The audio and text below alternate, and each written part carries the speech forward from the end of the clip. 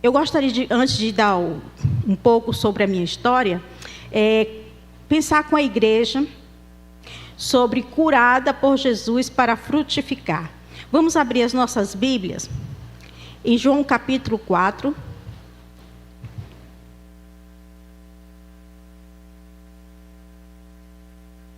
Mas, por enquanto, nós vamos ler aqui o versículo 5, tá? Depois a gente vai chegar nesses versículos ali. Amém? Assim, chegou uma cidade de Samaria chamada Sicar, perto da terra de Jacó, dera a seu filho José. Havia ali um poço de Jacó. Jesus, cansado da viagem, sentou-se à beira do poço.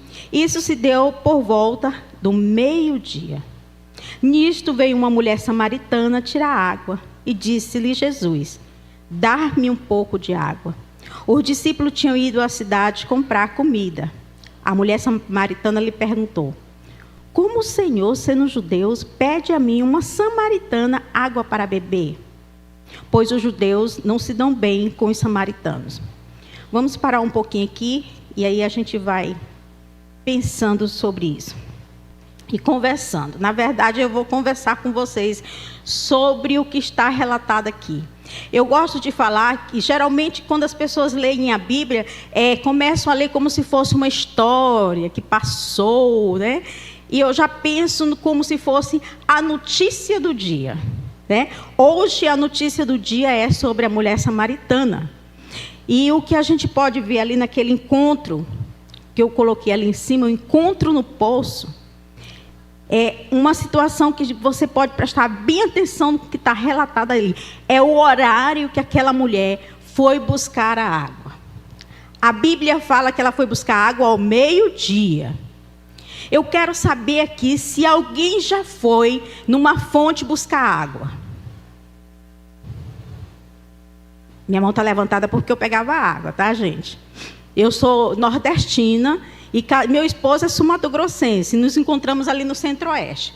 Mas eu me lembro da minha infância que eu ia buscar água. Inclusive, a gente ia buscar água numa lata de querosene, né? E qual é o melhor horário para buscar água? De manhã. De manhã vai uma turma, né? E a gente conversa, a gente brinca. E é aquela festa. Quem vai ao meio-dia buscar água? Aí a gente vê aqui o relato dessa mulher, ao meio-dia indo buscar água. Mas a gente vê também uma coisa importante nesse texto. Jesus passa em Samaria, ele podia estar no poço qualquer horário, não podia? Mas ele estava porque ele queria ter um encontro especial com aquela mulher. Ele queria oferecer para aquela mulher algo que ela necessitava, que era da salvação. Depois que ele tem esse diálogo com aquela mulher entende o que Jesus está oferecendo para ela, ela encontra a salvação. E eu gosto de falar assim, com relação a esse texto. A gente vê em vários momentos do Novo Testamento Jesus curando enfermos, expulsando demônios. Mas aqui a gente pode dizer que é a cura da alma. Quantas pessoas nós conhecemos que está com a alma doente, em depressão, por algum motivo? Quando você vê aqui o que estava acontecendo com aquela mulher, ao meio-dia, e porque você vai ler dever de casa, como uma boa professora, gosta de passar dever de casa, você vai ler depois em casa o restante da história e vai analisar. Ao meio-dia, ela estava ali porque ela não queria ter contato com ninguém. Porque se eu vou ao meio-dia buscar água no sol quente, é porque eu quero ir sozinha, não quero que ninguém fale comigo. E era exatamente a situação daquela mulher. E aí a gente vai ver, no restante da história, quando Jesus chama aquela mulher e diz para ela o seguinte, lá no versículo 16, olha o que ele diz. Ele lhe disse: vá, chame seu marido e volte.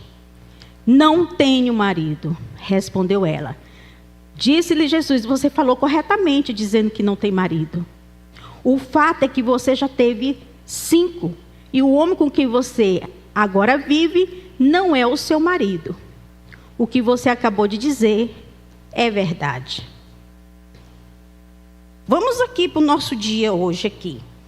As moças, mulheres que estamos aqui. Você convidaria para ser sua amiga íntima uma mulher que já teve 5 maridos e que agora tem um que não é dela para ser sua amiga e ir na sua casa toda hora? Fala sinceramente. Não ia não, amiga. Vai que gosta do meu, né? Vamos ser sinceras, né? Humanamente falando, a gente não vai querer se aproximar de uma mulher desse tipo. Mas essa mulher... Gente, imagina, era aquela época. Nessa época que ninguém quer ela perto da gente, imagina naquela época. As mulheres, os homens não queriam ter contato com aquela mulher. E nós sabemos que quando nós estamos em uma sociedade na qual nós não conseguimos ser inseridos, alguns sentimentos de rejeição vão vir sobre a nossa vida. E a pior coisa que tem é o sentimento de rejeição, porque com ele traz também a depressão. E aí é aí que eu digo, essa é uma cura muito atual. É para dizer para nós no dia de hoje. Eu não sei como você chegou aqui. Não sei, não conheço a sua vida. Depois, se você tiver problema, você fala com o pastor, fala com, com a missionária. Não tô, ninguém me falou nada, tá? Mas eu quero dizer para você, se você está passando por um momento de depressão, de tristeza na tua alma, Jesus pode te curar. Amém? Porque a gente espera a cura de Deus de outras coisas e muitas vezes a gente não entende que Deus ele está aqui para curar nossa alma. Porque Ele quer ver a gente bem. Eu gosto de falar que quando a pessoa está bem na alma, ela chega na igreja, a igreja não foi nem pintada. Ela diz: menino, parece que essa igreja foi pintada. Tá bonito, tá tudo bonito, né? Você chega bem, o pastor fica super feliz, todo mundo bem na alma. Agora, quando você tá ruim, gente, você chega na igreja, até a pisada da criança te incomoda. Porque a sua alma não está bem. Mas nós temos um Deus que cura a alma. Só precisamos dizer para Ele: Deus, o Senhor sabe o que eu tenho passado. O Senhor sabe como eu estou me sentindo hoje. Talvez seja por causa do seu trabalho. Talvez seja por causa da idade. Também outra coisa que eu gosto de falar: todo mundo quer se aposentar. Mas quando a aposentadoria chega, demorou algum tempo, a tristeza te abate. Porque você não se sente mais útil na sociedade na qual você está inserida. Mas eu quero falar outra coisa para você. Não fique triste, não. Porque Deus tem algo para você nesse... Ontem nós estávamos aqui e uma frase que a missionária que falou à noite disse que não é só o jovem que pode fazer algo. Deus quer o seu tempo agora. Independente da sua idade. É só você se colocar diante de Deus. E aí, olha, o que aconteceu depois que a alma daquela mulher foi curada? Foi uma cura instantânea, porque Deus ele pode curar instantaneamente e Ele pode demorar um tempo para te curar, porque Ele sabe o que é melhor para você. Ela deixou o cântaro. Eu gostaria dessa manhã que você pensasse: qual é o nome do seu cântaro? Que tem impedido você de falar para as pessoas o que Deus tem feito na sua vida. É filho? Marido? Idade? Idade não pode. Sabe por quê? Eu vou contar o que aconteceu conosco. Nós chegamos no Brasil em 2018.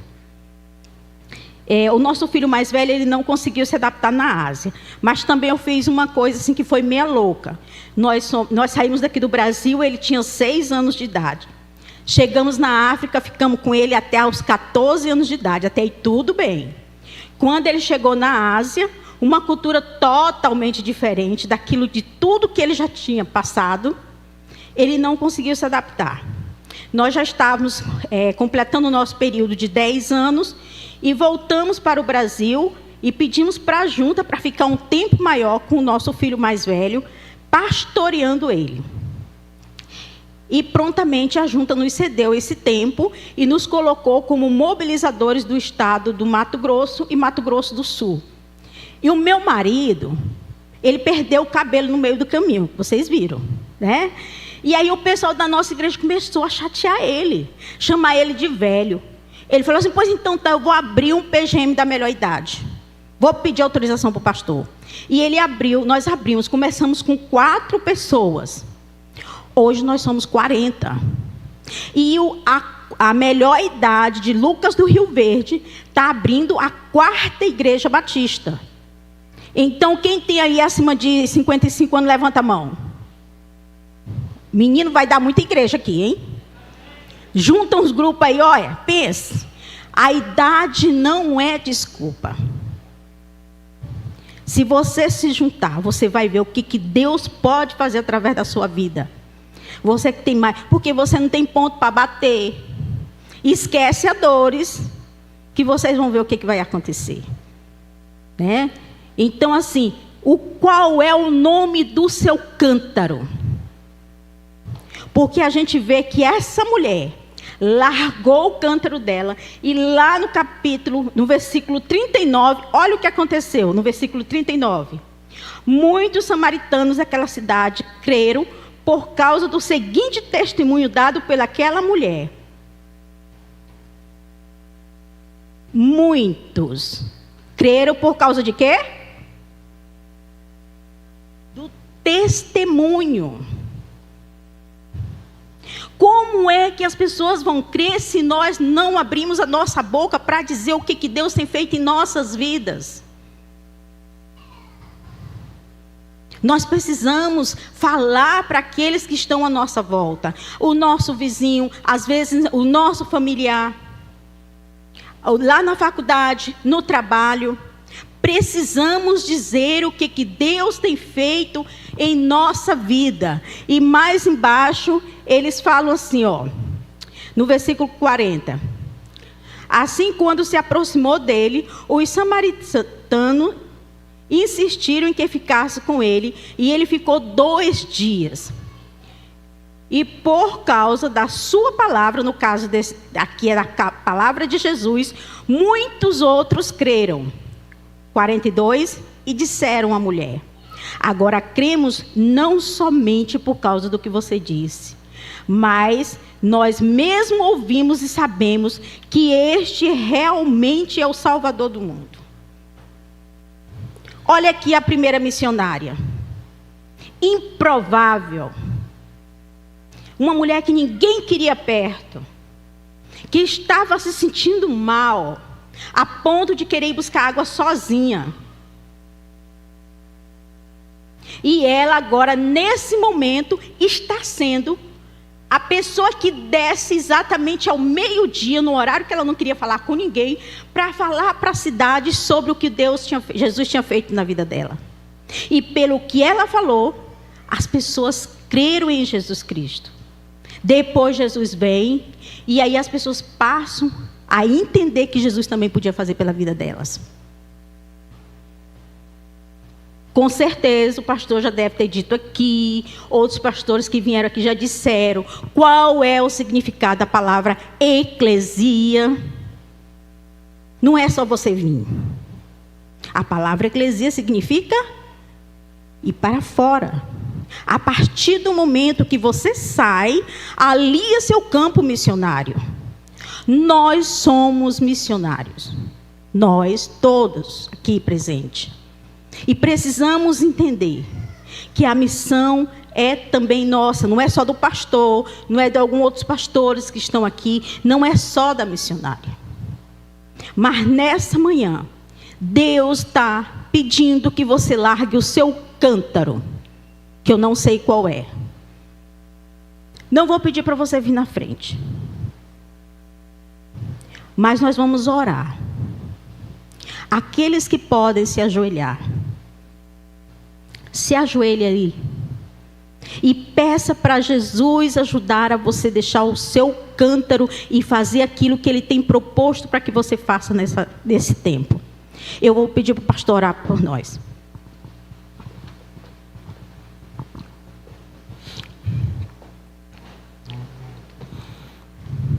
Dobremos, irmãos, nossos joelhos, os nossos corações. Os que não puderem, podem ficar em pé ou sentados com o coração dobrado diante de Deus. Ó Deus bendito, exaltado é teu nome, glorificado é o nome do teu Filho Jesus Cristo. Ó Trindade bendita, Pai, Filho e Espírito Santo. Nós louvamos o teu nome porque estamos de joelhos. Porque quando estamos de joelhos, como orei ontem, de joelhos, aqui no encerramento do nosso congresso, nós demonstramos fisicamente as nossas limitações, demonstramos as nossas finitudes, demonstramos, ó Deus, que o Senhor é o nosso Deus, e é digno de todo louvor, e por isso nos dobramos diante de Ti, reconhecendo a Tua soberania, o Teu poder, a Tua graça sobre as nossas vidas. Ó Deus, muito obrigado pelo registro desse episódio. Ele nos fala ao coração tantos séculos depois, da atitude dessa mulher, e de como o Senhor transformou a vida dela, e não apenas dela, mas também de toda uma comunidade, de toda uma região de Samaria. Muito obrigado, Senhor, porque nós temos ali um registro claro da manifestação do Teu poder quando escolhe uma vida, quando transforma uma vida, quando restaura uma vida. Ó Deus, e aqui nós estamos, no tempo de hoje, com essa missão também de propagar Jesus, de testemunhar de Jesus, o nosso Senhor, o Salvador do mundo, como ali disseram os samaritanos. Senhor Deus, unge-nos com a Tua graça e com o Teu poder. Faz com que, Senhor, nós possamos apresentar o nosso cântaro, cada um aqui, e poder fazer com que a nossa vida seja um canto, um cântaro, um vaso de louvor para a Tua honra e para a Tua glória.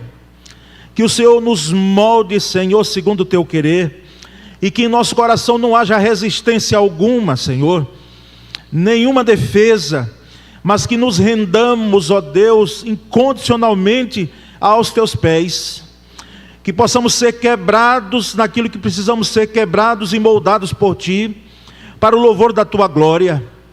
Ó Deus bendito, não temos tempo a perder, nós temos, ó Deus, uma missão diante de nós, e nós sabemos que é nossa. É um privilégio poder cumpri-la, mas oramos, ó Deus, especificamente por nós aqui, pela nossa igreja.